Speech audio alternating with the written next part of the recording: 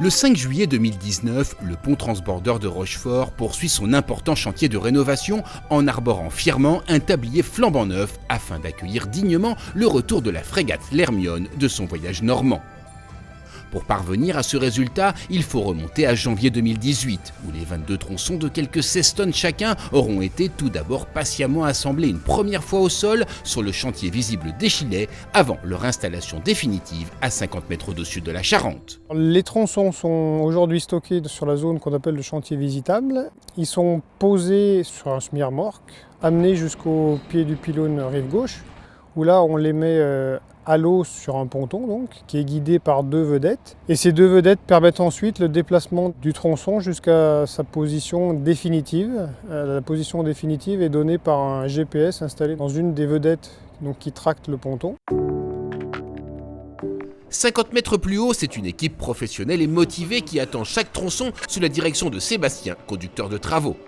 Pour réussir ce défi humain et matériel, le bureau d'études de Baudin-Châteauneuf a dû imaginer un système original de hissage. On a un chariot qui a été conçu par l'entreprise, il vient s'accrocher sur les câbles et ensuite il y a 4 treuils qui descendent jusqu'au niveau de l'eau, là où arrive le tronçon de tablier à monter, qui arrive sur une barge, qui est levé verticalement et qui arrive en position. Et une fois arrivé en position, il faut l'attacher au tronçon précédent. Ah, levez les deux là, le 2 et le 4. On n'attache pas tout de suite, on n'attache que la partie supérieure pour le sécuriser. Il faut être vigilant à toutes les étapes, en étude, en fabrication des pièces et puis bien sûr au montage pour éviter d'avoir de mauvaises surprises une fois là-haut. Certains hissages se sont déroulés avec beaucoup de vent. C'est vraiment la contrainte à la fois pour la sécurité des hommes et pour le matériel, puisqu'il y a des calculs qui ont été faits par l'entreprise sur la capacité des treuils et du chariot actuel à hisser l'élément de tablier sous un vent qui va jusqu'à 45 km/h par exemple, donc c'est un peu la limite. Ça, j'ai l'impression que c'est pire qu'hier le tronçon. Stoppez, stoppez, stoppez, stoppez, faites gaffe à vous, là, la pièce a de la force. Et là, si elle bouge comme ça, faites chaud. Elle se calme doucement, Fifi, elle se calme doucement. On remonte le 2 et 3. 2 et 3, ça monte. Sébastien, lève le 1 et 4. 1 et 4. Stoppez, c'est bon, on est passé, c'est bon. C'est stoppé.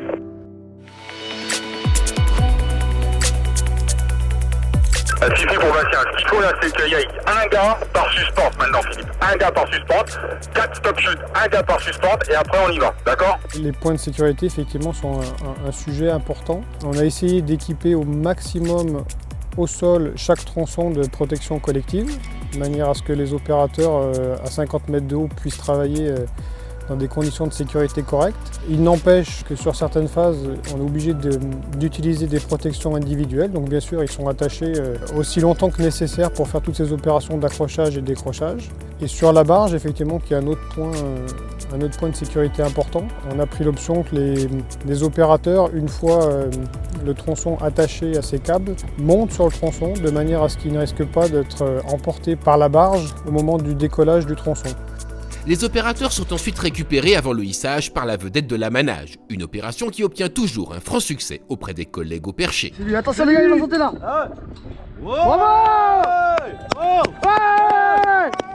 Ce qui nous intéressait sur ce projet, c'est que d'abord c'est un ouvrage unique en France et presque dans le monde, puisqu'il n'y en a plus que 8. Et c'est le fonctionnement de l'ouvrage, c'est de revenir à un tablier de 1900. C'était un vrai challenge technique en fait, puisqu'à l'époque il n'y avait pas de note de calcul qui nous assurait que c'était faisable. La preuve, quand il était mis en service, il y a eu plusieurs ruptures. Et c'est vraiment un projet très très complet, à la fois en termes de suspension, de tablier, il y a des problèmes de fondation aussi.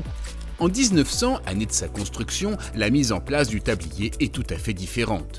Les éléments de la membrure inférieure sont assemblés au pied des pylônes, puis acheminés au moyen d'une grue auto-élévatrice installée en tête de chacun d'eux. Un chariot de travail appelé Blondin achemine l'élément du tablier le long des câbles porteurs à sa place définitive. Le pont doit trouver son équilibre face au poids des éléments du tablier.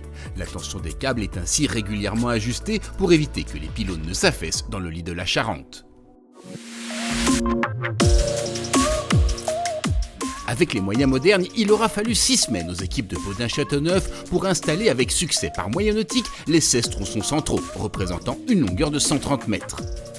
Les équipes se préparent désormais à installer les derniers tronçons latéraux, en utilisant pour cela une grue de grande capacité dans un environnement aux multiples contraintes. On n'a pas forcément beaucoup de marge de manœuvre pour faire ces opérations de levage, donc il y a une grande préparation à faire au préalable.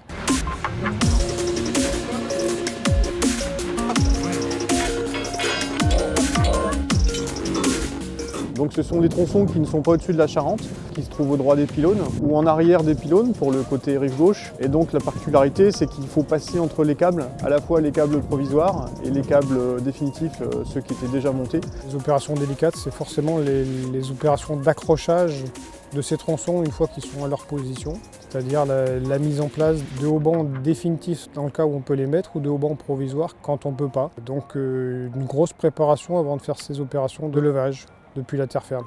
Le pont transbordeur a retrouvé un tablier flambant neuf avec ses 176 mètres de long. Les étapes de vérinage vont pouvoir débuter afin que l'ensemble soit parfaitement aligné.